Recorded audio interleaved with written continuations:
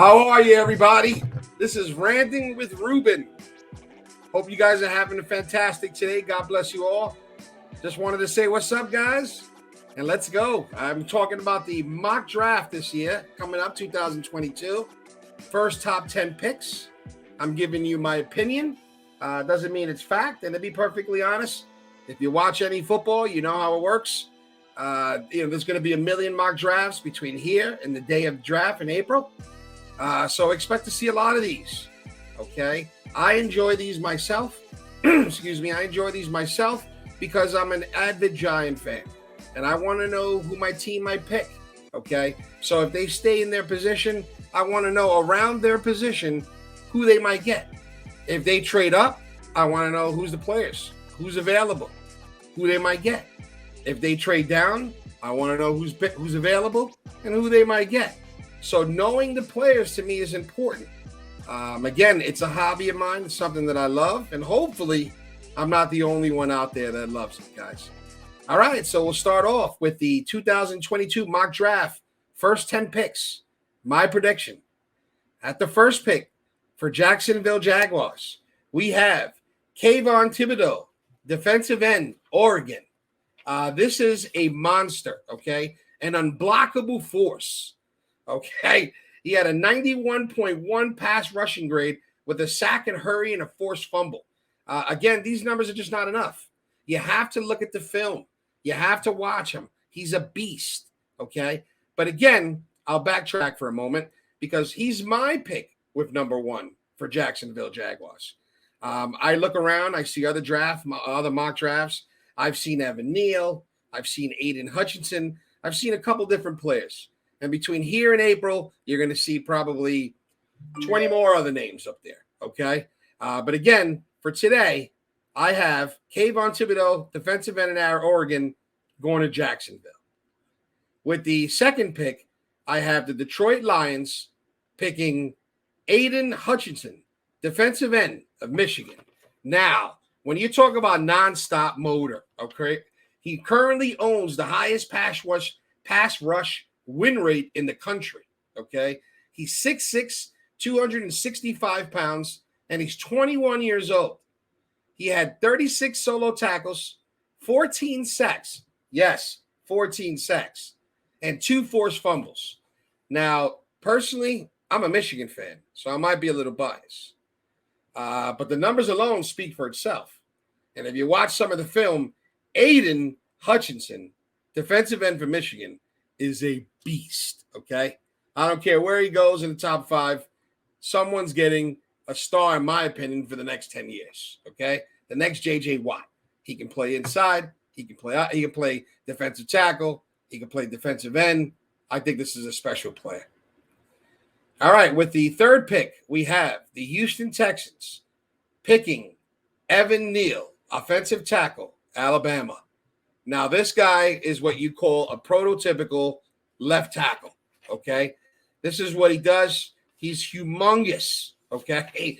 He's a road grader. He's someone that blocks out the sun, okay?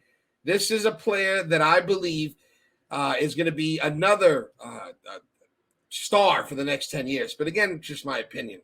He's 6'7", 351 pounds, 21 years old, and he's a team captain. 21-year-old team captain, okay? He had a team high 33 knockdown blocks. 33 knockdown blocks. When this guy blocks you, he moves you out the way. Remember Ludacris? Move! Yes, get out the way. That's what Evan Neal's about. And a left tackle that is necessary in the NFL. And you know left tackles is one of the most important positions in the NFL. But all right, I digress. With the fourth pick, I have the New York Jets. Another nonstop motor, another player that I'm very fond of. His name is George Karlaftis, defensive end from Purdue. Another, as I mentioned, player that has a nonstop motor, okay? He just keeps going. Another player that can play defensive tackle and defensive end. He's an all-around versatile end who's also very reliable, okay? He's 6'4", 275 pounds. He's 21 years old. Another young star.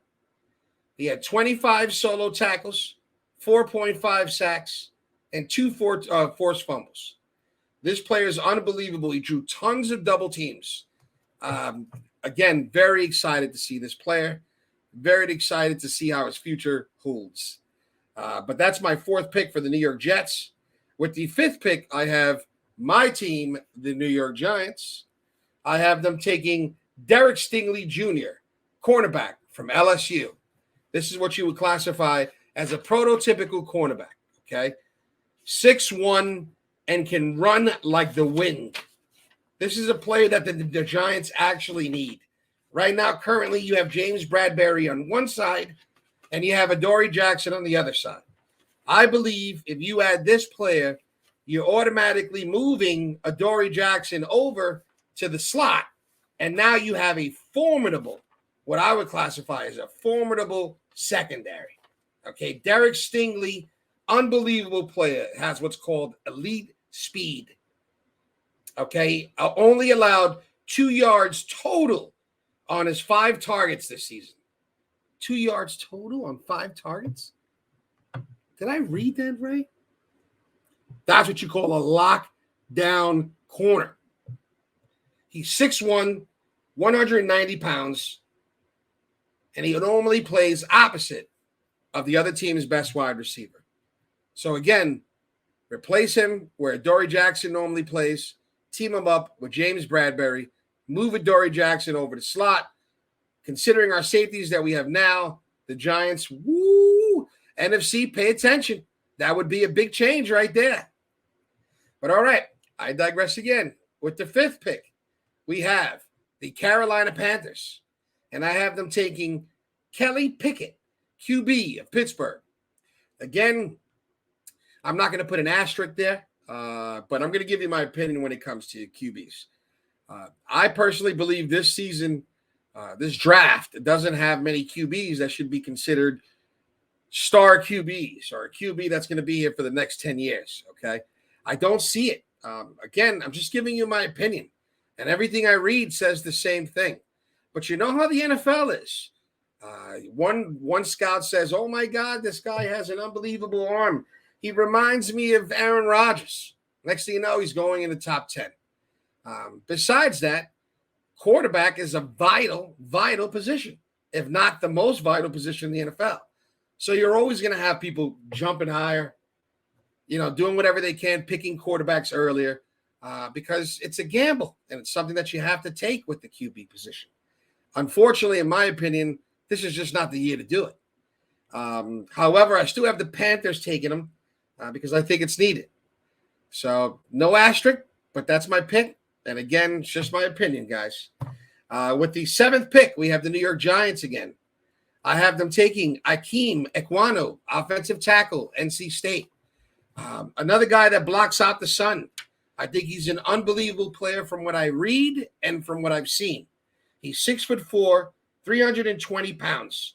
They have him considered the most feared lineman in the ACC, called by The Athletic. Again, just an opinion, but that goes to show you how devastating this guy can be. However, the more I read and the more I watch, I see the same conclusion. I see a player that, yes, he can play offensive tackle, but I think he's going to be more geared for the guard position in the NFL. Again, just an opinion, but it doesn't seem to be just mine. The more I look around, the more I see that he's, predicted to be a better guard, and he might be a guard for the next 10 years. Would the Giants pick a guard this high at 7? If you're the New York Giants, and if you watched us the last couple seasons, the answer is absolutely. All right. So we go back to the mock draft with the 8th pick. We have the Atlanta Falcons. We have them taking Kyle Hamilton, safety from Notre Dame. Now, when it comes to safeties, again, just an opinion. I normally don't draft these guys this high, but if you watch any of his film, if you read any information on him, you'll see that he's ranged. Some people have him at 6'3", some people have him at 6'4", but whichever way you have him, that's a pretty tall safety, okay? And then you take into consideration that he's a sideline to sideline safety. It's got unbelievable range, okay? This player is a player that needs to be on a team that has good corners, but he can shut it down. Consider him a blanket back there, okay? Again, as I mentioned, sorry to reiterate, sideline to sideline range, 6'4", okay? This is a safety that I consider would be a steal at this position at the 8th pick, where I normally wouldn't say that for most safeties. All right, at the 9th pick, I have the Denver Broncos. I have them taking Malik Willis, QB of Liberty. Now, I know you just heard me say I had an issue with the Panthers taking Kenny Pickett, and I don't love QBs in the top 10, but you also heard me say this is what happens. This is the NFL. You know, you pick QBs high. You know, it's not where I would like to pick, but this is what happens. Again, you know, imagine it, and then imagine if he shows up at the combine and he plays just a little well. You know, throws some good completions out there, shows some good spin on the ball. Forget about it. He might go top 5. So you never know. Again, I digress, but I just want to say that's who I have picking the Denver Broncos picking at number 9, QB from Liberty, Malik Willis. And then to round out the top 10, we have the New York Giants again. The New York Jets again. I wish it was the New York Giants.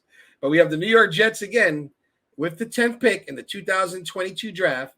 We have them taking Garrett Wilson, wide receiver, Ohio State. Now, this young man is very, very, very talented. And I believe if the Jets were able to get Garrett Wilson, they would be very lucky. Now, I did see in some film, and I did read in a couple different places, so to me that's been validated, that he's got a little bit of a drops issue. However, he does make the tough catches in the middle. So it's not like he's a guy that drops it every time, because he's definitely reliable in the middle. You know, where most wide receivers, they hear those footsteps and it's like, no, I can't hold on. Garrett Wilson can hold on, all right? He's got 4.5 sprint, a 40-yard dash speed, great explosiveness and acceleration. Sorry about that.